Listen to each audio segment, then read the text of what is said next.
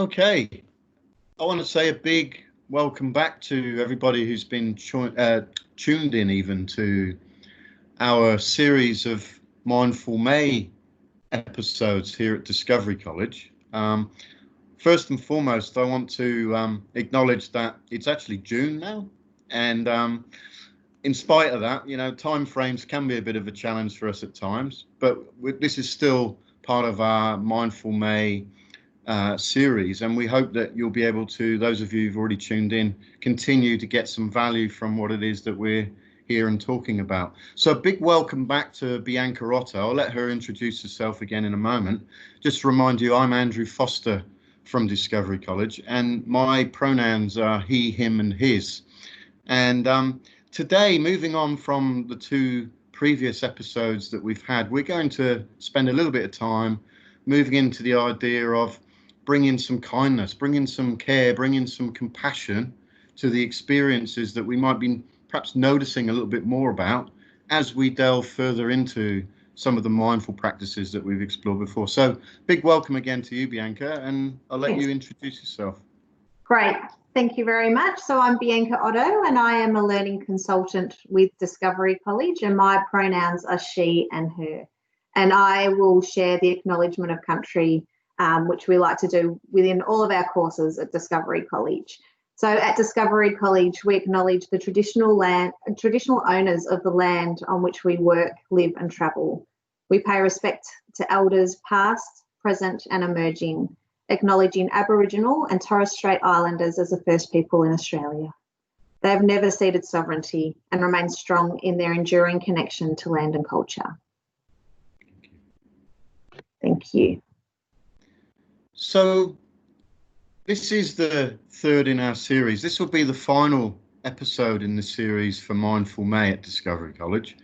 And I suppose it's really important to reflect just very briefly where we've been over the previous 2 weeks. Bianca and I have been talking reasonably extensively, I suppose, about how mindfulness has had a presence in our lives through our journeys of recovery and learning to, I suppose, learn to be a little bit more with who we are and to support ourselves through some of the challenges that led us to those practices in the first instance. And today, we're going to continue that conversation a little bit by exploring, once we become more perhaps skilled or aware or adept, whatever word you might choose, to acknowledge that we're having some form of experience in this moment, particularly when, as we start developing a sense of closeness to what it is that's going through our minds or that we're feeling in our bodies. For a lot of us, if not all of us, that can at times bring a heightened sense of being uncomfortable or distressed. Again, whatever word we might use for that. And so today, let's spend a bit of time through this conversation and perhaps linking you in with some resources that might be useful, just thinking about some things that in that moment when we notice that we are suffering, what it is that we might do to support ourselves as we do that. So Bianca, would you like to perhaps begin by telling us a little bit about some space that you found for compassion in your life through your practice? Yeah, absolutely. I think when I started to think about this, Andrew, made me sort of reflect on how I was able to always offer compassion to other people. Like throughout my life, I was so easily able to do that. And it seemed I just wasn't able to do that for myself as well. So that compassion, doing that work around being compassionate for myself, that took a lot of practice for me. So it's this opportunity to, observe that critical voice and see how I can soften that in life. I think with working with compassion, there's the formal practice of the loving kindness meditation, and then there's those opportunities throughout the day of where I can nurture myself or help self-soothe myself as well. So sometimes it might just be the practice of placing my hand on my heart, connecting in with my breath, connecting in with myself, reminding myself that I'm human. So trying to shift myself from that space of, being in my critical mind and bringing myself back into the heart, and it helps to slow me down. And yeah, instead of thinking of all the things that I need to be doing, it allows myself to be more in that moment. So it's been incredibly helpful in my, on my path to self-love. It helps me to care for myself and nurture myself, and in turn doing that for others in a more sustainable way as well. So it's been one of the most helpful parts of mindfulness for me. It's been another path for self-acceptance. But yeah, it just really helps to soften, to slow me down, rather than expecting myself just to get on with things and push on and just keep pushing through life. It's this opportunity to connect with myself and really see how I'm feeling and what I might need to do to support myself in that time, which has been incredibly helpful. Thanks so much for sharing that. That's okay. I mean, I've also, I suppose, dabbled would be the best word I could think of, into some self-compassion practices through mindfulness. I've been on a course, a full 8-week course, a mindful self-compassion course, and I've also been a trainee teacher of a mindful self-compassion course, the same one, with some skilled teachers alongside me. Yeah. What I then have brought into my life has been partly to do with what I learned and was continuing to learn, because I think it's, as with everything in mindfulness, it's a practice. It's this ongoing commitment to come back to these experiences and continue to do the good things that hopefully, can support us to ride the waves of life a bit more. What for me has been really, I suppose, quite meaningful, I like the idea of the loving kindness meditation, the metta as they call it in Buddhism, don't they? And that's something that I've spent some time formally doing as well. We begin in the Western world, where we do find it quite difficult to put ourselves first in things. We begin to open a circle of compassion for others, and then allow ourselves to come into that, which is a really quite useful technique. Again, one of those things that people can look more at after this video if they want to. But what I found, I suppose, quite valuable and important for me, and there's been some really dark places that I've found myself going into, even through my practices in recent years, is something that probably, if I'm honest, I didn't feel I got enough of when I was growing up. And that was simply someone telling me, I love you. And I've developed this ability to notice, you can call it this compassion technique if you like, that when I'm struggling, sometimes even when I've gotten to the point of a tear running down my face at the sort of perception of some distress in that moment, that I can actually bring those words to and for myself. So for me, there's a real power in a moment of struggle, being able to remind myself that I am loved and I love you, and that through that, somehow, a bit like, I suppose, an analogy that one of my teachers gave me was that when a mother is cradling her sick child, that mother doesn't for 1 second think that by cradling that child, she's going to stop that child from being sick. But somehow through the process of simply cradling the child and rocking the child, both mother and child feel something powerful in that moment. And somehow, because they're not striving perhaps for it, find a sense of comfort and kindness and love, and subsequently the experience lessens through in terms of the distress, if that makes sense. So I kind of keep those things close at mind when I'm thinking about what compassion means for me, and it continues to be part of my commitment, really, is to allow myself in any moment when I notice through the other practices we've talked about, that's what I'm experiencing. Yeah, that's great. It's that idea of parenting ourselves, isn't it? Finding out what we need and how to comfort ourselves, and even, when speaking about emotions, not trying to drive or push them away, but allowing ourselves to sit with them and allowing them to move through as they need to, possibly seeing the beauty in the sadness that we might be experiencing, or allowing ourselves just to be with that. And sometimes, it can feel uncomfortable to be with those emotions, but knowing that it's part of the human experience, the energy from the anger that we may experience, the ease that we may experience from contentment, but allowing ourselves to be with those emotions rather than expecting ourselves to move through them really quickly or disregard them so not disregarding ourselves. Absolutely. Look, there's a real common humanity, isn't there? And this is an element of mindful self-compassion. There is a common humanity that human beings and all other sentient beings as well. Transient's that shifting nature of things.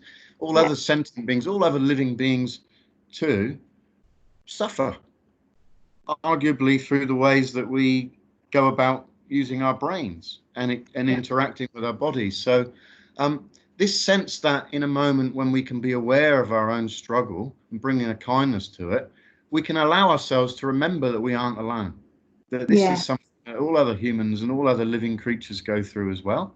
And I think I've found that I wouldn't say that sort of puts a big sticky plaster over it and solves all my problems, but somehow in that way it resonates for me a bit like when you're being listened to about something significant. It just feels like there's a connection that builds through that approach.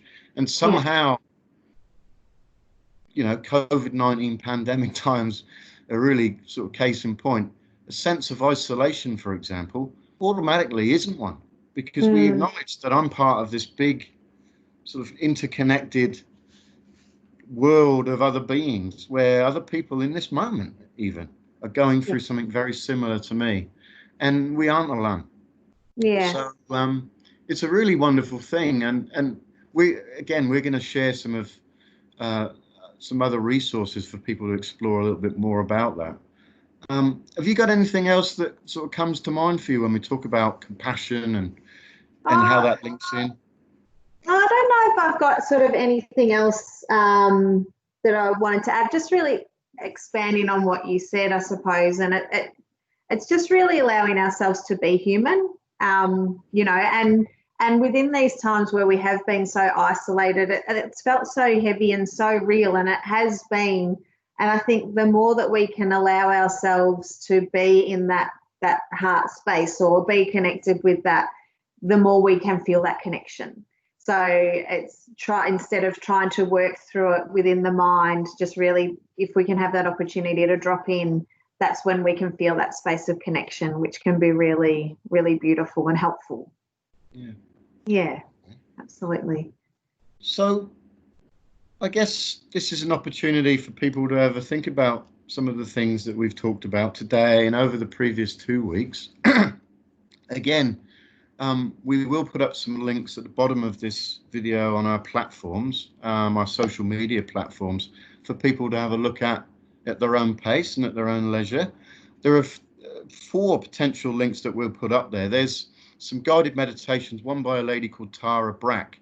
She's going to lead what's called a RAIN practice. It's simply a way in which we again can acknowledge our present moment struggle and allow ourselves to work through that. So RAIN is an acronym simply that stands for recognizing, allowing, investigating with curiosity and not judgment, and not identifying with the self-deprecating thoughts or the negative sense of self that goes with some of this stuff. There's another practice by a guy called Chris Germer, and his practice is a soften, soothe, and allow practice. That, for some, including myself, can be quite a powerful thing. Those who are really interested in the science or behind some of the evidence base that supports mindfulness and mindful self-compassion practices, now they come closely together in supporting people. We're going to put up a talk, it's only about 20 minutes long, by a lady called Kristen Neff, and she works closely with Chris Germer in this mindful self-compassion practice and body of work that's out there in terms of demonstrating the value and worth in this, in supporting people. This is again for anyone, but particularly for perhaps clinicians who are tuning in. This might be something that helps you develop a sense of what other evidence base there is out there for these forms of practices. And as Bianca mentioned earlier in our conversation, she's found some real value in a loving kindness meditation. And we feel like that's something that we'd like to put up for people to have a go at for themselves as well. Have you got any lasting things that you'd like to say to people and before we tie up our Mindful May series, Bianca? Yeah, I think just in regards to if people are thinking about starting a mindfulness practice, or if you are practicing mindfulness for yourself, just remembering that there's lots of different ways in which we can practice it. And something that might work for myself might not work for you, and vice versa. So it's worth exploring the different practices to see what the thing is that might support you best. And knowing that today I might use a certain mindfulness practice, meditation might be something that's helpful for me today. And then a mindfulness of sound or something might be helpful in another moment. So exploring the different ways in which you can practice that formally and informally, just so you can see how the best way is to support yourself. And thinking about the language around mindfulness as well. I think we spoke to, like in the first session that we did together, Andrew, the idea that people might, like things that people are doing in their life already are mindful and they're doing them mindfully, but they may not have labelled them that way. And you can still be mindful without needing to have that language associated with it, I think is really helpful. And yeah, remembering it's a practice. Like it's, yeah, I think that's the most helpful thing for me. Yeah. I agree. Yeah. It's not, you're not getting anywhere. It's not about getting somewhere. It's about coming to what already is, isn't it? So in that, it really shifts a lot of the way that we perhaps go about a lot of the learning or the new experiences that we take on in life. In this approach, we're not going anywhere. Yeah. So there's something in that. I find that really powerful, and that resonates a lot. I suppose the lasting thing, sort of towards now as we are at the end of the series, as you've already said, I'll put it in some slightly different words. I think really come to it the way that works for you. You will perhaps, and I'd be surprised if you didn't, because you're a human being and we're all in this together. You will perhaps through these practices come to some struggles. You'll notice perhaps some struggles that you've perhaps already been having in one way or other. And in that, I guess, just allow this to be the starting point for where you might look to get some support and some skill and some expertise to support you through it if you feel that that's useful too. For those who are using this, supporting others, there's lots more to explore than what we've shared over these 3 weeks. In fact, we've really just done a very high level introductory piece. But I hope there's enough there for people to give some thought and some consideration and even have some of that feeling stuff to whether this might be something that would work for them. And we'd like to say a big thank you for all of you who've tuned in either to this session just today or of course across the series through May. It's been really, I suppose, heartening to know that as we see people who are viewing our videos each week, that people are connecting with these ideas that we've been bringing. And it gives us a sense that as we move back into hopefully a post-pandemic world, and as we begin to offer more of our sort of, I suppose, usual style of Discovery College courses, that we've got an opportunity for people to feel that this is, again, something that might be useful. And we encourage you all to keep very much in touch with our websites and our other social media platforms, to keep looking at our timetables and our course guides.